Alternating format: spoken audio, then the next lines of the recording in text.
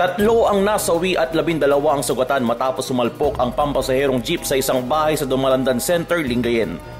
Nag-overtake siya actually sa isang motor.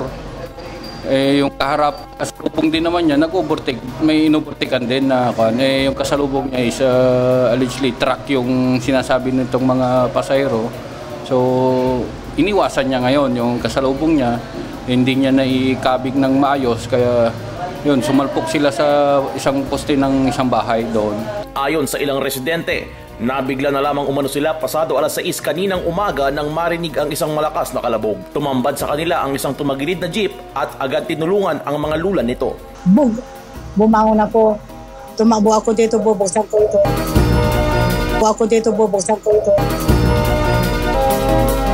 Hindi nabuksan kasi yung ako dito, bubuksan ko ito.